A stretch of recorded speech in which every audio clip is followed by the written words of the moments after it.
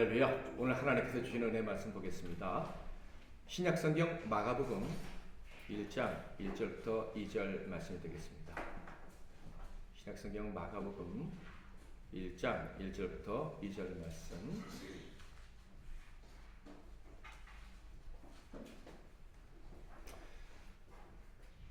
우리 다 일어나서 한 목소리로 같이 한번 읽겠습니다.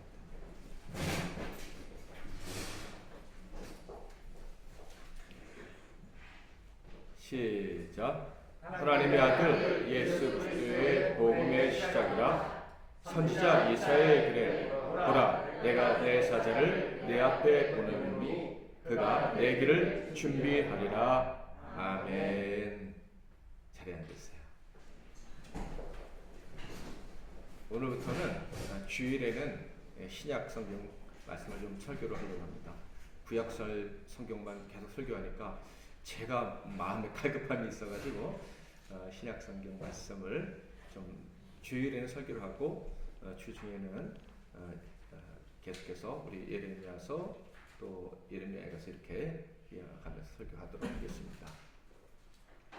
오늘은 타인의 인생을 사는 자, 타인의 인생을 사는 자라는 제목으로 하나님 말씀을 상고하겠습니다. 유명한 러시아의 분호 톨스토이가 쓴 책이 있죠. 너무나도 유명해서 아마 다 읽어보셨거나 적어도 제목은 들어보셨을 만한 책인데 사람은 무엇으로 사는가라는 책이 있습니다. 그 내용은요, 핵심은 한 가지예요. 사람은 사랑으로 살아야 된다라는 거예요. 자, 그렇다면 사람이 사랑으로 산다는 것은요, 궁극적으로 사람의 삶이란 이타적이다, 이기적이다? 이타적이어야 된다는 거예요. 그러니까 이기적으로 사는 사람은 제대로 사는 게 아니다. 바르게 사는 사람은 철저히 이타적으로 살아야 된다라는 거예요. 이런 사상이 톨스토이에게 있었다는 것은 그가 하나님의 말씀을 안다, 성경 영향을 받았다라고 밖에 볼 수가 없습니다. 예수 믿고 구원받은 사람은요, 역시 사랑으로 삽니다. 누구의 사랑으로 살아요? 하나님이 우리에게 주신 사랑으로 살아갑니다. 그래서 그 사랑으로 살아가는 사람은 딱 두 가지로 그들의 그 삶의 형태가 나타나죠. 첫째는 하나님을 사랑하는 것과 두 번째로는 이웃을 사랑하는 것. 그래서 그리스도인의 삶에서 이 사랑을 빼버리면 삶이라 할 수 없어요. 세상 사람들도 사랑으로 살아야 진짜 삶인데 하나님의 사람들이 사랑으로 살지 않고 이기적으로 산다.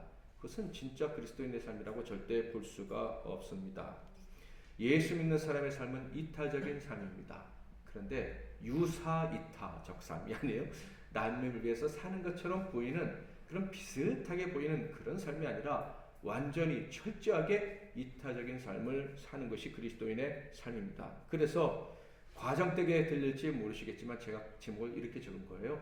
타인의 인생을 사는 사람이라고. 그리스도인은 내 인생을 사는 게 아니라 누구의 인생을 산다고요? 타인의 인생을 산다. 완전히 철저히 다른 사람을 위해 사는 것이 그리스도인이다라는 거예요.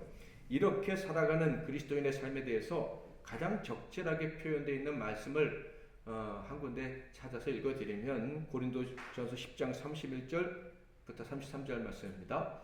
31절은 우리 주제의 말씀인데요. 자, 1절부터 31절부터 33절까지 같이 읽겠습니다. 시작. 먹든지 마시든지 무엇을 하든지 다 하나님의 영광을 위하여 하라. 유대인에게나 헬라인에게나 하나님의 교회나 거치는 자가 되지 말고 나와 같이 모든 일에 모든 사람을 기쁘게 하여 자신의 유익을 구하지 아니하고 많은 사람의 유익을 구하여 그들로 구원을 받게 하라. 그리고 31절부터 33절 말씀을 보면 하나님의 영광을 위하는 삶이 무엇인지 분명히 알 수 있어요. 나의 유익을 위한 것이 아니라 온전히 다른 사람의 유익을 구하는 삶이다. 타인을 복되게 하는 삶이 하나님께 영광 올려드리는 삶이다. 하나님의 영광이 뭐예요? 우리가 하나님의 자녀로 나타나는 거예요. 하나님의 자녀답게 사는 거예요. 천국에서 하나님 원래 만드셨던 그 성품을 완전히 회복해서 사는 거예요. 그래서 우리가 그 성품을 회복했다면 당연히 하나님처럼 자신을 위해 사는 게 아니라 타인을 위해 사는 것이다. 그래서 타인의 인생을 살아가는 사람이 바로 하나님의 영광을 위해 살아가는 사람이다 라고 할 수가 있다는 것이죠. 과연 이런 삶이 가능할까? 정말 타인을 위해서 사는 삶, 타인의 인생을 사는 인생이 정말 가능할까? 이렇게 질문할 수 있겠는데요. 참으로 하나님의 사랑으로 예수 믿고 구원받게 된 사람, 그래서 예수를 주인으로 모신 사람이라면 이 문제에 대한 답은 이미 내려졌어야 합니다.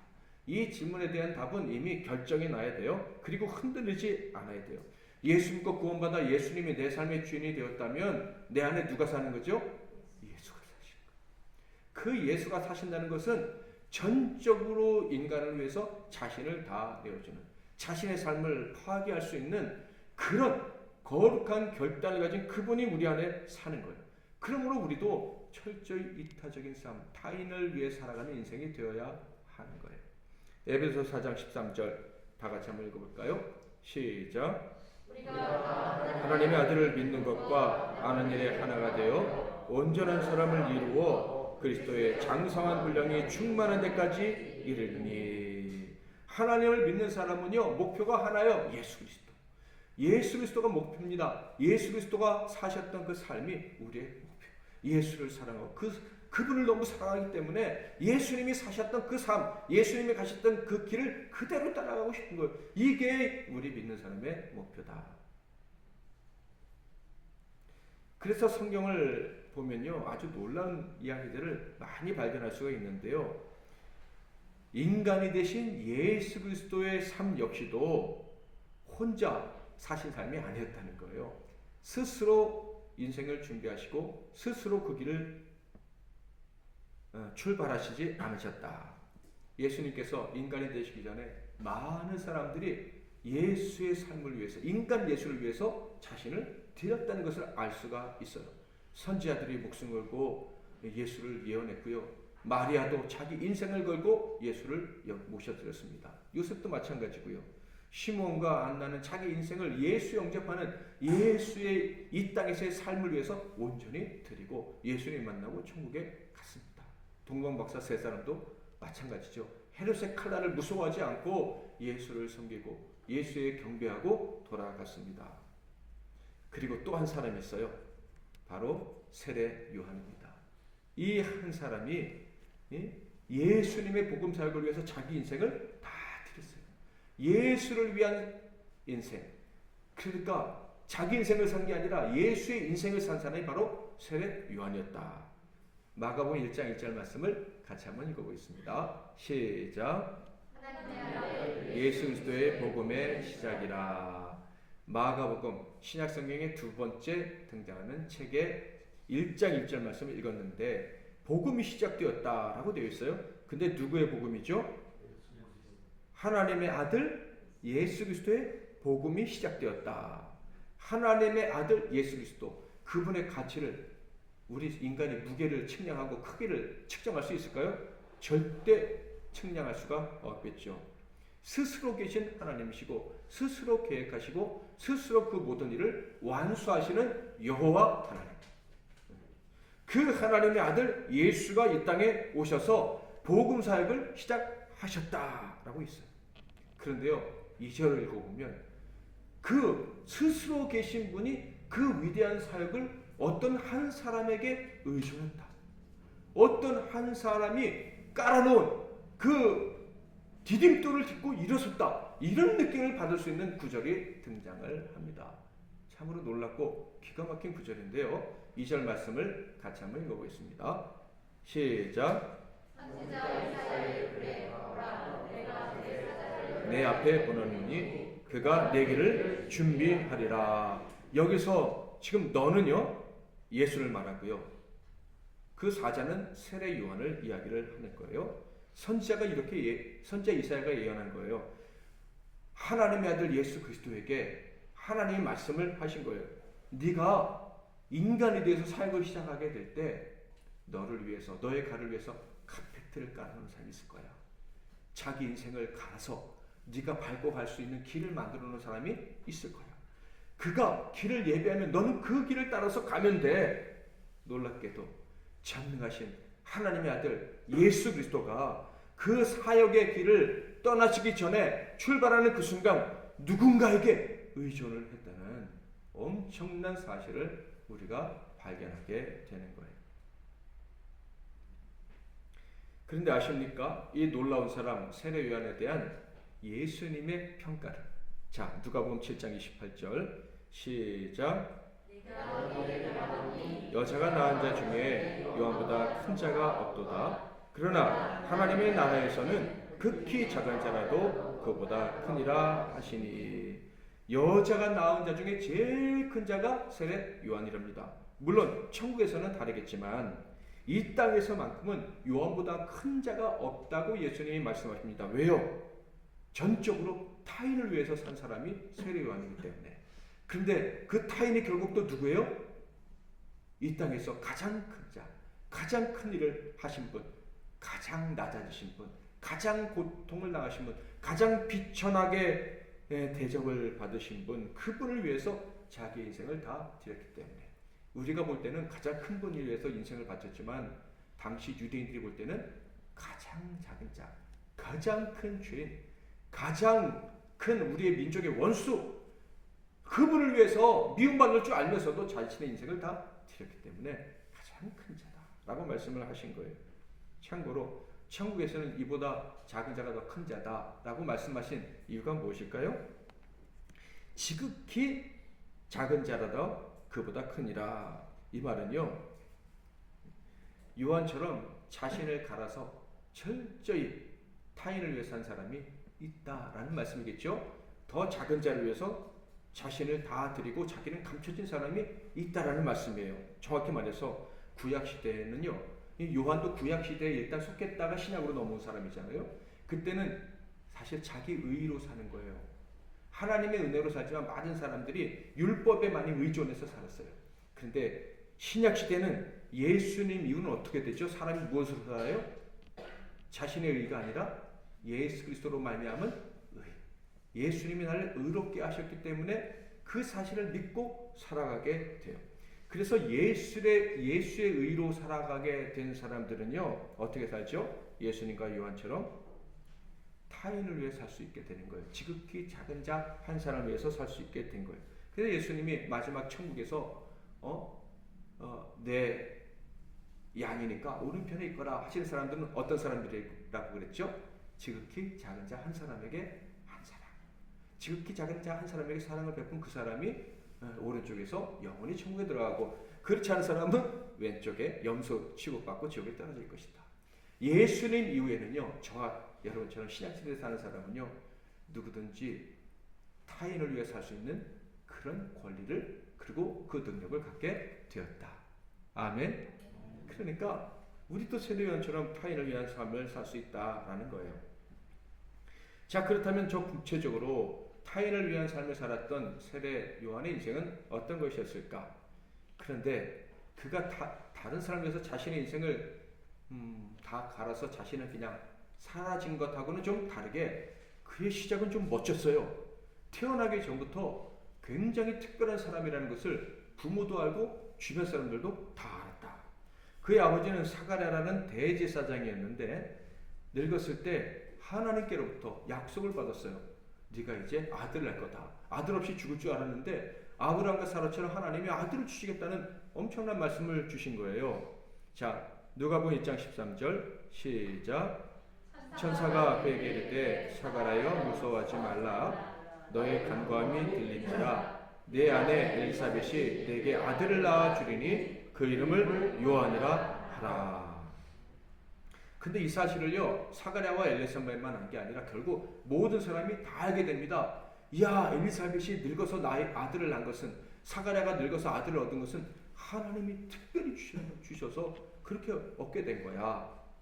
그래서 사람들이요, 이렇게 반응을 했어요. 누가복음 1장 65절 66절에 보면 그 근처에 사는 자가 다 두려워하고 이 모든 말이 온 유대 산골에 두루 퍼짐에 듣는 사람이 다 이 말을 마음에 두며 이르되 이 아이가 장차 어찌 될까 하니 이는 주의 손이 그와 함께 하심이로라. 그러니까 어려서부터 태어나는 순간부터 이 요한을 보면 사람들이 하나님의 손이 함께하는 특별한 사람이라는 것을 알았다. 그래서 놀랐을 뿐만 아니라 기대했을 뿐만 아니라 두려워하기까지 했대요. 야, 과연 이 아이를 어떻게 사용하실까? 이 아이가 커서 어떻게 될까?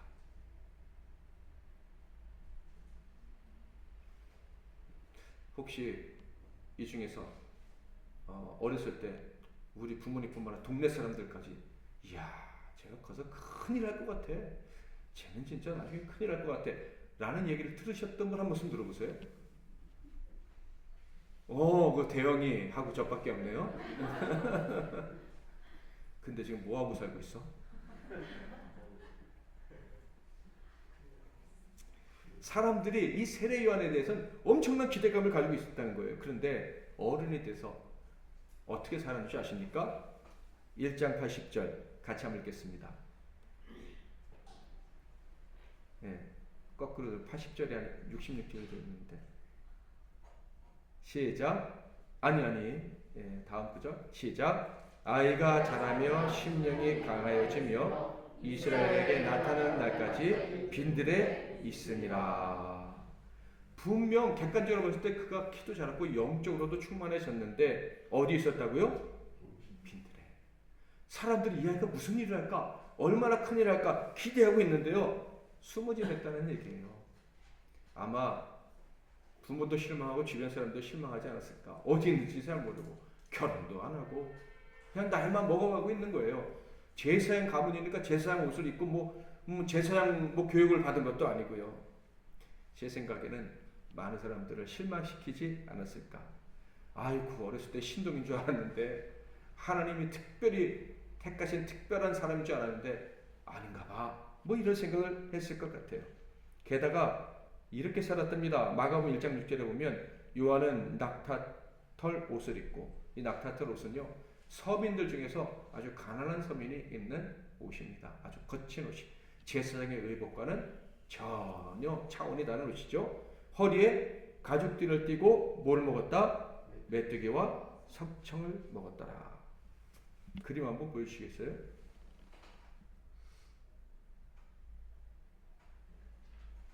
세례요한이 진짜 저렇게 생겼는지는 알 수는 없어요. 그런데 저 메뚜기 지금 광야에 혼자 앉아서 이렇게 잡아가지고 지금 구워서 먹는지 날로 먹는지는 알 수 없지만 저렇게 먹고 있고, 석청은 꿀이죠. 돌에 이제 벌이 지부짓고 돌 사이에 있는 그 따서 먹었으니 아마 나중에는 그 기술이 발달했거나 아니면 벌독에 이제 면역이 생겨서 이렇게 막 붙지 않았을지 모르지만 처음에는 아마 벌꿀 따먹기 힘들지 않았을까 이런 생각도 해봅니다. 그렇게 총망받던 사람의 모습하고는 전혀 다른 모습으로 살았다. 자기의 영광 충분히 추구할 만한 사람이에요. 나는 어렸을 때 이런 하나님이 특별한 계시를 받았어. 그러니까 난 뭔가 특별한 사람이 될 거야. 이런 생각을 할 수도 있었는데 사람들의 생각과는 정반대로 자기의 영광은 하나도 구하지 않고 일신상의 편안함도 구하지 않고 살았다. 왜 이렇게 살았을까요?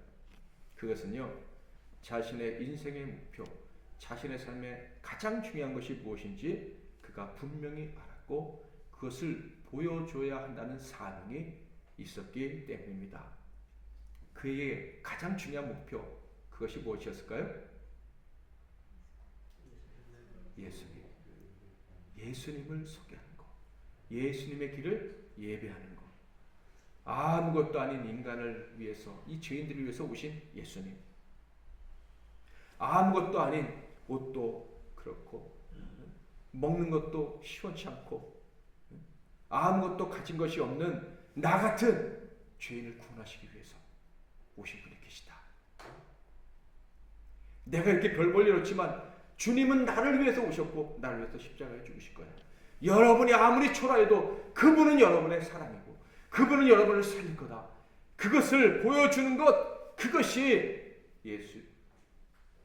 예수를 사랑했던 사도 요한의 삶의 목표였다. 그래서 그렇게 살았던 거예요.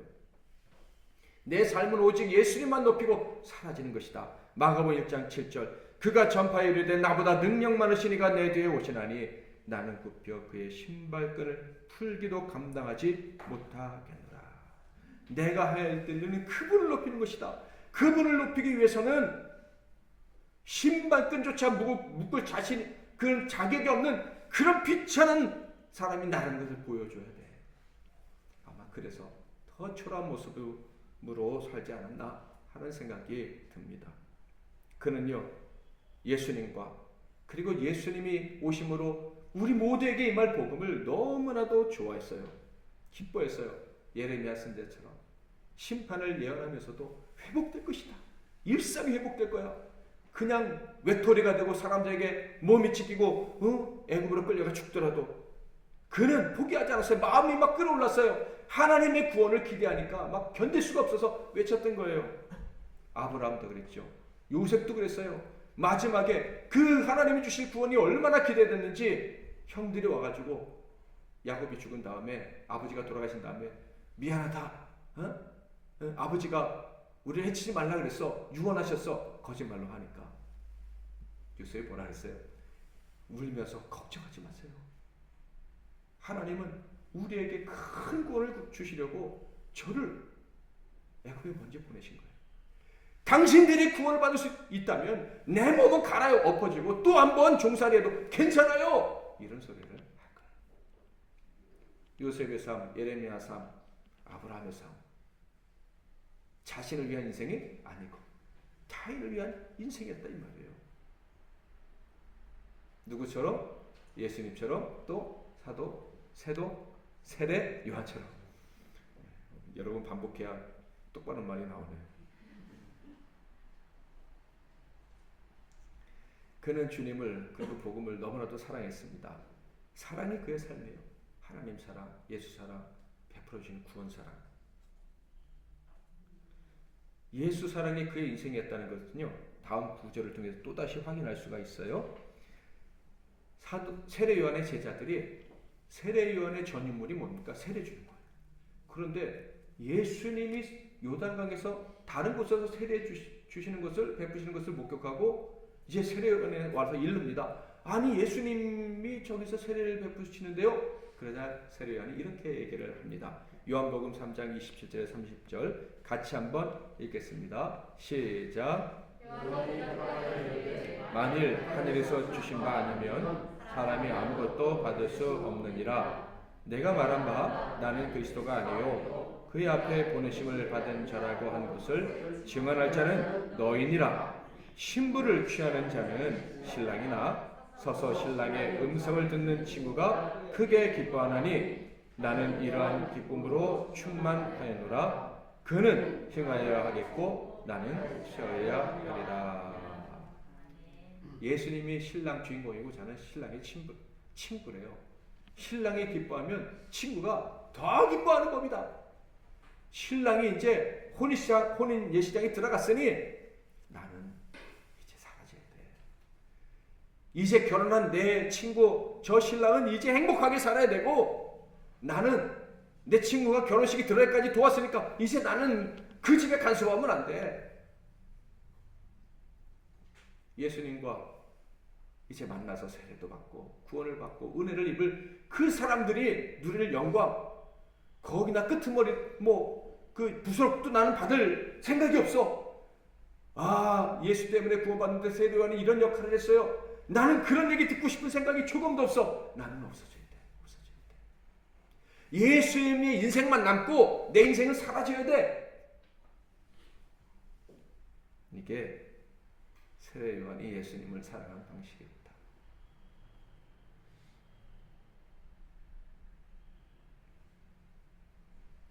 그렇다면 그는 어떤 식으로 예수의 인생을 준비했습니까? 회개의 세례를 전파함으로 예수님의 인생을 준비를 했어요. 마가복음 1장 4절을 보면 세례 요한이 광야에 이르러 죄 사함을 받게 하는 회개의 세례를 전파하니 온 유대 지방과 예루살em 사람이 다 나와 자기 죄를 자복하고 요단강에서 그에게 세례를 받더라. 회개는 하나님께 돌아오라는 거잖아요. 하나님의 사랑 안으로 쑥 들어와라. 이제 하나님과 같이 살겠습니다.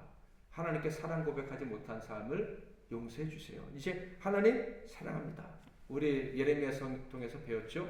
회개는 사랑의 맹세라고. 맹세. 하나님은 날 구원해 주셨으니 전 주님을 끝까지 사랑할 거예요. 이 사랑의 맹세가 곧 회개다. 이런 말씀을 드린 적이 있는데요.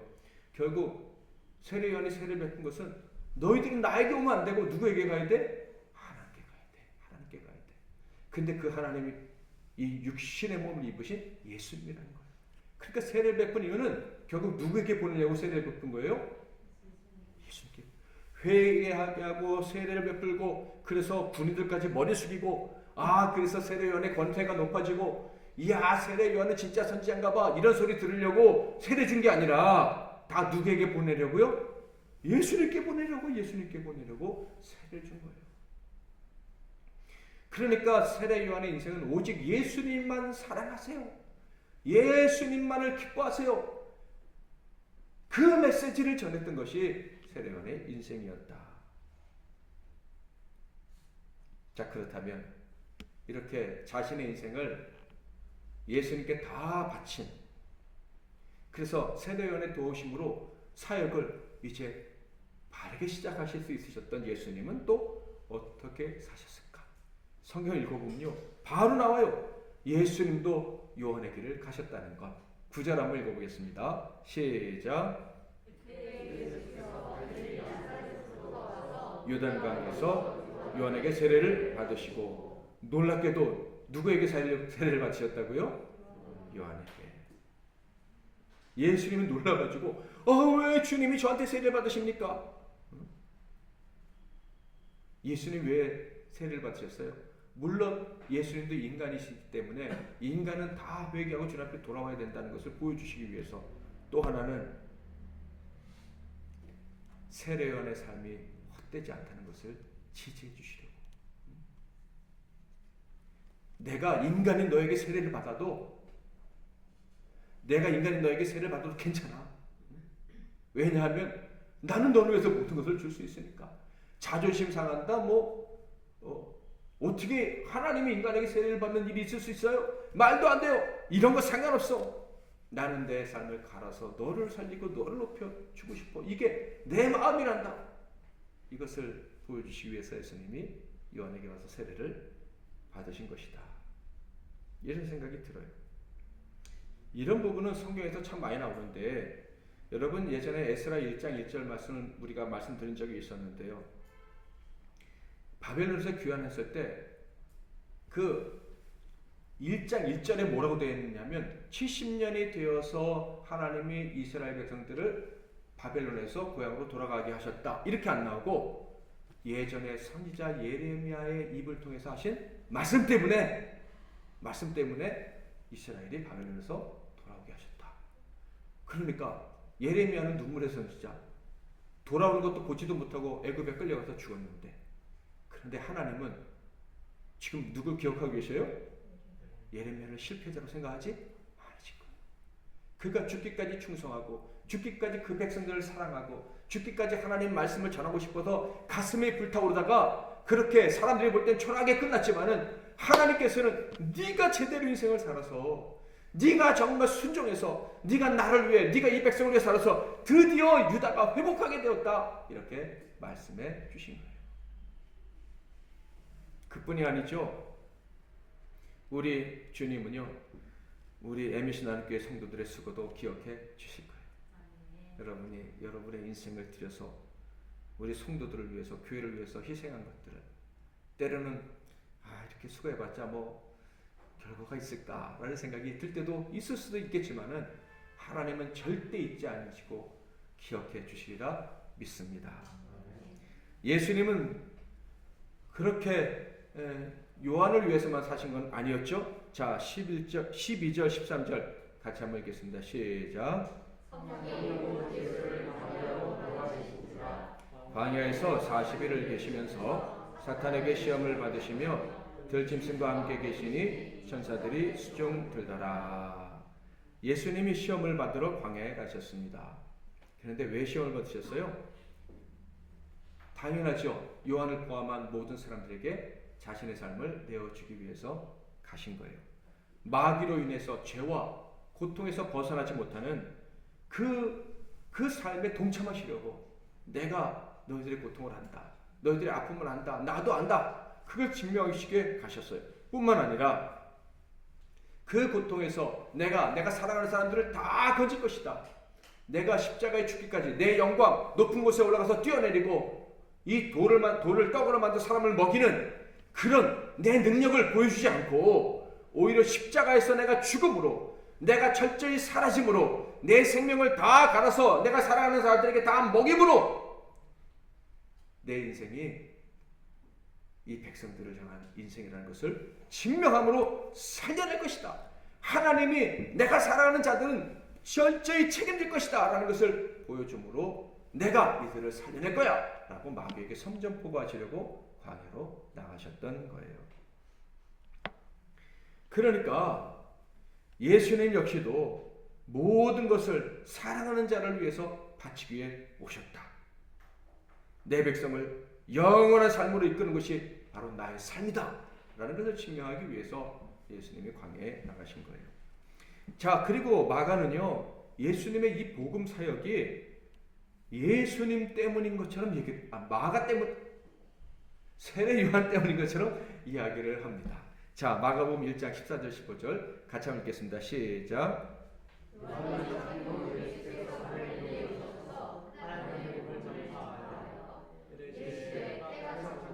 하나님의 나라가 가까이 왔으니 회개하고 복음을 믿으라 하시더라. 지금 마가가 뭐라고 얘기해요? 요한 때문에 예수님의 삶이 시작되었다. 요한이 잡혔기 때문에 그때로부터 비로소 갈릴리에 하나님의 말씀이 복음이 선포되었다. 이런 식으로 얘기를 합니다. 물론 세례 요한이 감옥에 갇히기 전부터 예수님 복음은 전하셨는데 놀랍게도 마가는 이 세례 요한의 이 투옥과 예수님의 복음 사역이 본격적으로 시작된 것이 아주 관련이 있다고 묘사를 하고 있어요. 왜 그럴까요? 요한은 예수님을 위해, 그리고 예수님은 요한을 위해 다 드렸다. 그것을 강조하시기 바랍니다. 여러분, 종은 누구를 위해 살아요? 주인을 위해 살아요. 자신을 위해 살지 않고 주인을 위해 살아요. 마가복음의 그 주제가 뭔지 아십니까? 마가복음의 주제, 마태복음은 왕으로 오신 예수님이라면 마가복음은 종으로 오신 예수님이 종으로. 그러니까 예수님이 종이시라는 거. 종이기 때문에 주인을 위해 사는데 그 주인이 하나님일 뿐만 아니라 또 누구라고요? 세례 요한이고 저희라고 합니다. 예수님은 우리의 종이 되어 주셔서 우리를 위해 인생을 나아가셨다. 그것을 강조하는 책이 바로 마가복음이에요. 그래서 예수님이 마치 세례 요한 때문에 사역을 하실 수 있게 된 것처럼, 그래서 예수님도 세례 요한을 위해서 모든 것을 하신 것처럼 이렇게 묘사를 하고 있는 거예요.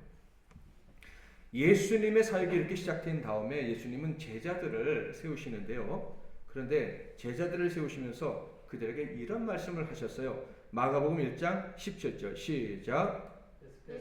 이르시되 나를 따라오라. 내가 너희로 사람을 낚는 어부가 되게 하리라 하시니. 자, 대부분 어부들이었는데 너희들은 더 이상 고기 잡지 말고 하나님 나라를 위해서 어부가 되라.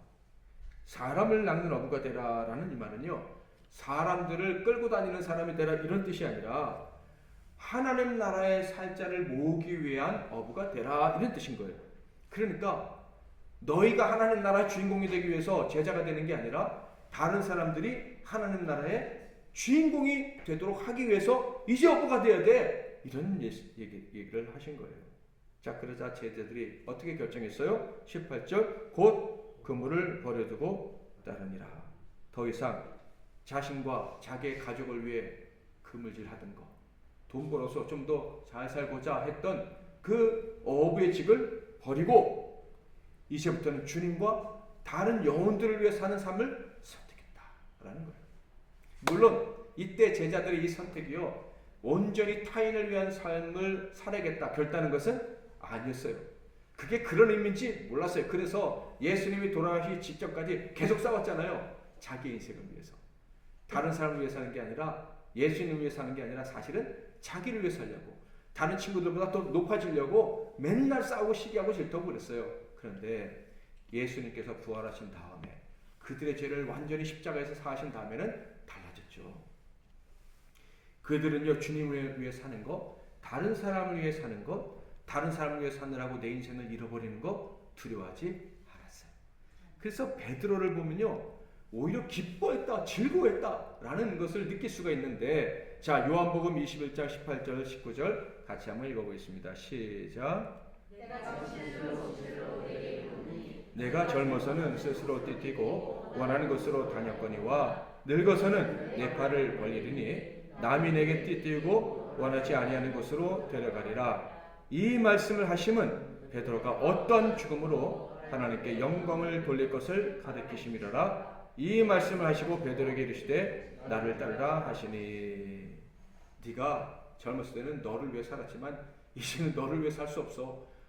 네가 원하지 않는 곳으로 가면서 다른 사람을 살리게 될 거야. 다른 사람을 위해서 그런 사는 삶을 살 수밖에 없어.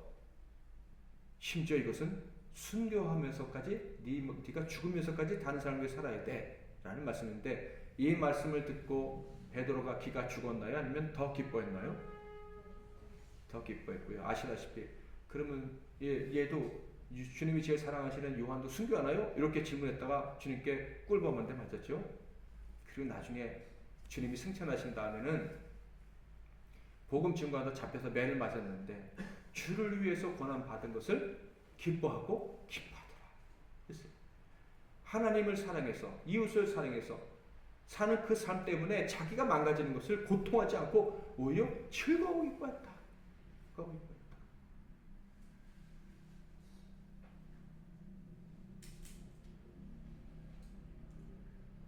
여러분, 지금 삶에 만족하십니까?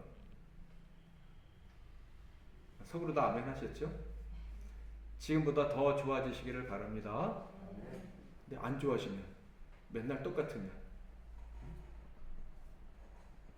그래도 우리 안에 주를 향한 사랑이 있으면 우리는 절대 스스로에게 실망하지 않을 거예요.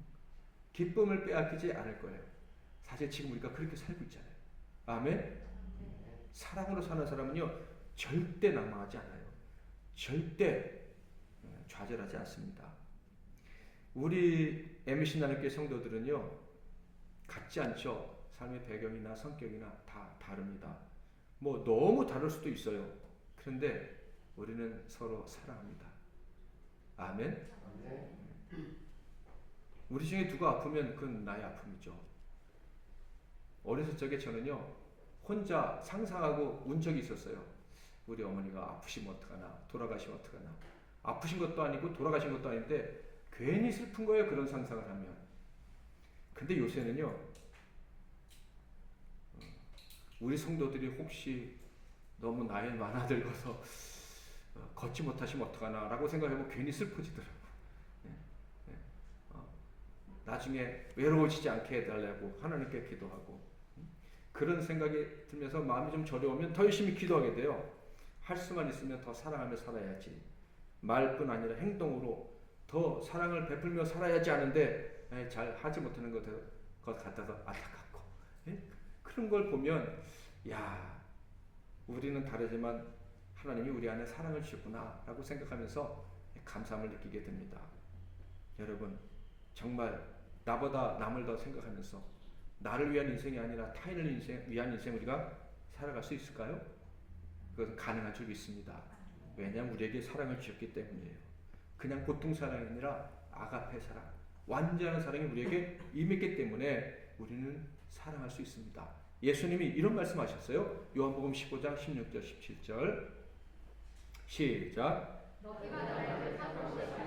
내가 너희를 택하여 세웠나니 이는 너희로 가서 열매를 맺게 하고 또 너희 열매가 항상 있게 하여 내 이름으로 아버지께 무엇을 구하든지 다 받게 하려 함이라. 내가 이것을 너희에게 명함은 너희로 서로 사랑하게 하려 함이라. 하나님이 우리를 택하신 것은 결국 우리가 서로 사랑하게 하려고, 자신을 위한 삶이 아니라 타인을 위한 삶을 살게 하려고 우리를 택하여 주셨다. 그러므로 우리는 그렇게 할 수가 있는 거예요. 우리에게 주신 사랑은요, 절대 포기되지 않는 사랑이잖아요. endless love, unfailing love, 실패하지 않는 사랑, 여호와의 사랑, 여호와의 자비가 인자가 영원무궁하신 그 엄청난 은혜가 우리에게 임한 거예요. 그래서 우리도 사랑하게 될 수가 있는 거예요. 주님과는 물론 비교도 할 수 없는 사랑이지만 그렇기 때문에 우리는 더욱더 우리의 인생을 다 바쳐 사랑하려고 최선을 다해야 하는 거예요. 우리의 인생이 나를 위한 인생이 아니라 타인을 위한 인생이 될 수 있기를 주님의 이름으로 축복합니다. 옆에 계신 분들 위해서 당신을 위해 살고 싶습니다. 남녀간엔 좀 조심하시고요. 뭐 우리 다 알지만은 이해하지만 우리의 인생은 내가 사는 인생이 아니라 주님이 사시는 인생이 되어야 합니다. 주님이 사랑하시는 성도를 위해서 지금도 주님이 살고 계시니까 우리도 그 성도들 위해서 살아야 되는 거예요. 주님의 십자가의 사랑은 영원히 폐지될 수가 없는 것이기 때문에 나를 위해서도 폐지될 수 없지만 옆에 계신 그분을 위해서도 폐지될 수가 없기에 우리가 사랑하는 거예요. 그래서 갈라디아서 2장 20절, 21절에 이렇게 말씀하고 있죠. 자, 읽겠습니다. 시작. 내가 그리스도와 함께 십자가에 못 박혔나니 그런즉 이제는 내가 사는 것이 아니요 오직 내 안에 그리스도께서 사시는 것이라. 이제 내가 육체 가운데 사는 것은 나를 사랑하사 나를 위하여 자기 자신을 버리신 하나님의 아들을 믿는 믿음 안에서 사는 것이라. 내가 하나님의 은혜를 패하지 아니하노니 만일 의롭게 되는 것이 율법으로 말미암으면 그리스도께서 헛되이 죽으셨느니라. 사랑 때문에 우리는 내가 사는 것이 아니라 주님이 사시는 신적인 삶을 살 수 있다라는 말씀입니다. 우리 안에 계신 주님이 우리 같은 이기적인 자도 타인을 위한 인생이 되도록 도와주실 줄 믿습니다. 성령이 우리 안에서 일하실 줄 믿습니다. 여러분의 인생은 어떻습니까? 어떤 인생이에요? 나를 위한 인생, 지금도 나의 인생을 살아가고 계신 분이 계십니까? 만약 계속 그렇게 살게 되면 어쩌면 이미 느껴보신 분도 계실 텐데 아무리 잘 나가고 뭐가 형통한 것 같아도 반드시 그 마음속에 공허함과 허무함이 있을 거예요. 세상 사람이 몰라도 하나님의 그 아가페의 사랑을 잊고 살아가는 사람이 자신을 위한 인생을 살려고 발버둥 치면요 절대로 채워지지 않는 그 공허함을 느끼면서 고통을 당할 수밖에 없어요. 사랑을 받는 내가 가야 될 길이 있는데 나는 다른 길을 가고 있구나 라는 생각을 할 거예요. 그리고 어느 순간이 되면 자괴감을 느낄 거예요. 내가 외면하고 살고 뭔지 모르겠지만 가장 중요한 것을 지금 내가 버리고 포기하고 살고 있구나 라는 생각을 느낄 거예요. 우리가 외면하지 말아야 될 것은 딱 하나, 그리스도의 사랑. 하나님 우리에게 주신 사랑.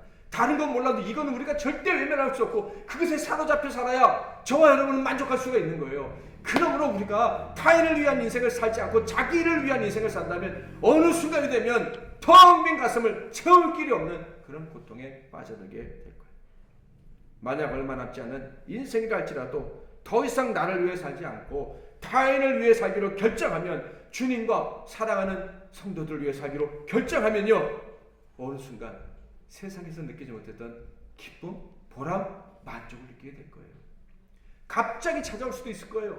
자유가 이것이구나, 천국의 즐거움이 이것이구나, 이야 성도가 살아가는 게 바로 이런 것이구나 하는 것을 알게 될 겁니다. 천국을 향해 우리가 가고 있는데 예수 믿으면 천국 간다, 예수 참다, 불신죠, 뭐 많이 외치잖아요. 근데 10년 20년 믿었는데도 천국에 대한 소망이 없어요. 분명히 천국이 있는 거 믿고 난 천국에 갈 줄 믿는데 천국에 대한 소망이 없어요. 그렇다면 그런 분은 예수는 믿지만 자기의 인생을 살아가고 있기 때문에 아직도 나를 위해서, 나의 목표를 위해서, 내 꿈을 위해서 달려가기 때문에 내가 망가지고 무너지는 거 견딜 수 없어요. 언제까지 망가져야 돼요? 여전히 이런 피의식, 이런 패배자의식에 사로잡혀 있기 때문에 천국을 소망할 그런 마음이 안 생기는 거예요. 타인을 위한 인생을 살기 시작하면 어느 날 천국이 보이고 그것을 사모하게 되고, 그리고 나아가 이곳까지, 내가 살고 있는 곳까지 천국으로 바뀌는 기적을 경험하게 되는 거예요. 이 은혜를 경험하지 못하고 언제까지 사시겠습니까? 우리는 더 이상 그렇게 살 수가 없어요. 우리가 받은 사랑이 그것을 허락하지가 않아요. 많이 받은 사람은요 주고 싶은 거예요. 무슨 전자제품 하나만 좋은 거 만나도 야 다른 사람한테 소개시켜주고 싶은데, 하나님의 사랑을 받은 사람이 어떻게 자기를 위해서 모든 것을 내어주심으로 자기 인생을 망가뜨림으로 나를 살려주신 주님을 만났는데 언제까지 나를 위해 살려고 발버둥 칠 수가 있겠어요? 사랑을 못 받았거나 아니면 사랑을 외면하는 거죠. 우리는 절대 그렇게 살 수가 없어요. 타인을 위한 인생이 될 수밖에 없는 거예요. 그리고 그렇게 살아가는 자만이 마지막에 이런 말을 할 수가 있는 거예요. 세례 요한처럼 그는 흥하여 하겠고 나는 사라집니다. 아깝지 않은 거예요. 정말 사랑으로 살면요, 내가 사랑하는 사람이 일어나면요, 내 인생 망가지는 거 아깝지 않아요. 부모님 마음은 그거 아니겠어요? 자식이 잘될 수만 있다면 내 인생 망가져도 상관이 없잖아요. 정말 주님이 좋아서 주님의 종이 되어서 스스로 종이 되어서 인생을 살았다면, 지난주에 이스라엘은 종이 될 수 없다고 그랬잖아요. 종이 되는 경우가 하나 있었어요. 뭔지 아세요? 주인을 너무 사랑해서, 주인을 떠나기 싫어서 나는 영원히 이 집의 종이 되겠습니다 하는 경우에는 종이 되는 거예요. 자유가 있지만 그 자유를 가지고 종이 될 수가 있는 게 유대인의 유일한 법이에요. 하나님의 사람들은 다 자유자예요. 아멘. 그 자유를 가지고 종이 되는 거예요. 그래서 그 종이 된 사람은 주인이 칭찬해 줄 때 뭐라고 하는 줄 아세요? 주인을 흥하셔야 되고 나는 망해야 된다. 왜? 주인을 너무 사랑하니까. 그리고 또 이렇게 고백합니다. 마지막 이 구절 읽고 마무리하겠습니다. 누가복음 17장 10절 시작.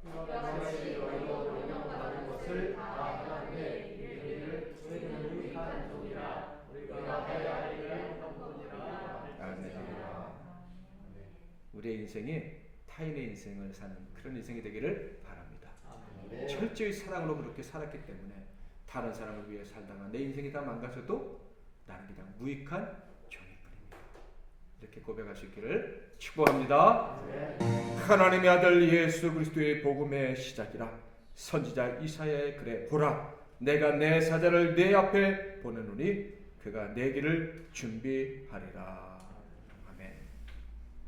이제는 우리 주 예수 그리스도의 크신 은혜와 우리 아버지 하나님의 극진하신 사랑하심과 성령님의 위로교통 충만 복 주시는 은혜가 예수님께서 자신의 인생을 다 불태워 우리의 삶을 예비하시고 여전히 이끌어 주시듯이 주님을 위해서 그리고 주님이 사랑하시는 모든 사람들을 위해서 종이 되어 살기로 결정한 이 복된 종들 한 분 한 분 위에 그들의 가정과 산업과 건강과 미래 위에 이 나라와 이 민족과 주님께서 피로 값주고 다시 우리의 메시나는 교회 위에 이제로부터 영원토록 함께 하실지어다.